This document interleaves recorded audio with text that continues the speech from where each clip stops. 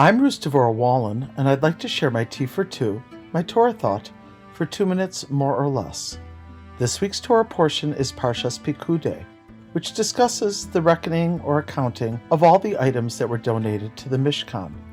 On one hand, when we make a reckoning, that means it's a total inclusion of all the elements calculated and summarized together. On the other hand, it also represents the individual elements that comprise it.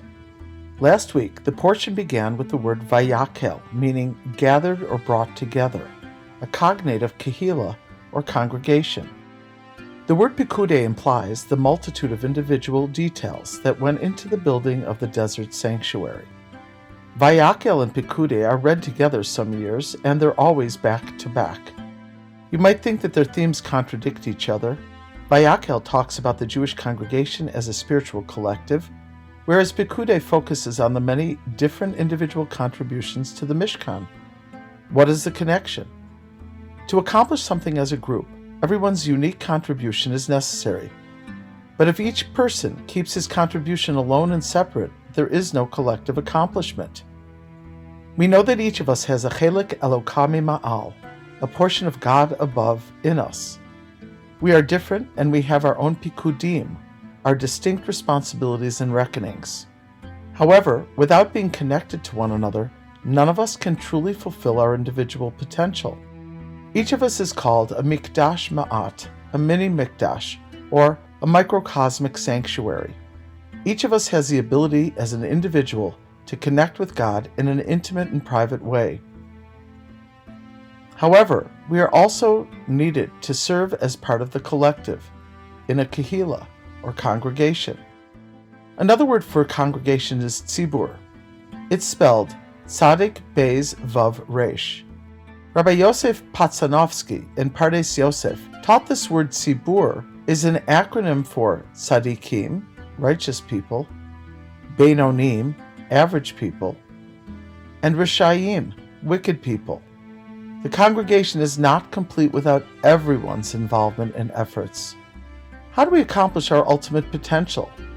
When we develop our own selves individually, using the talents and gifts that God has given us, and then when we bring our gifts to others and connect communally.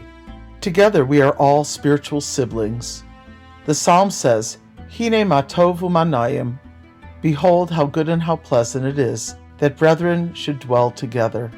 In our Parsha, there is an accounting or reckoning of all the various contributions of gold, silver, brass, fabrics, utensils, and other items. What might we learn today when the Mishkan and many of these mitzvos are no longer or not yet performed? We must each take a spiritual stock and determine if we're living up to our potential. A cheshbon hanefesh, literally an inner accounting for the soul. In the Torah, after this accounting is complete, Moshe inaugurates the service of the Mishkan. He and his leadership stimulate our inner spark of potential. As we have mentioned, in Parshas Truma it says, Va'asuli mikdash v'shochanti b'socham. You shall make for me a mikdash, and I will dwell in it. Literally, however, it says b'socham, which means in all of them, not just the official Mishkan, but in the sanctuary deep in each person. The holiness of the Jewish people is not only a collective, but it is dependent on the unique contributions of each one of us. Let us all make our own inner accounting so we can properly consecrate our gifts and contributions for the greater good.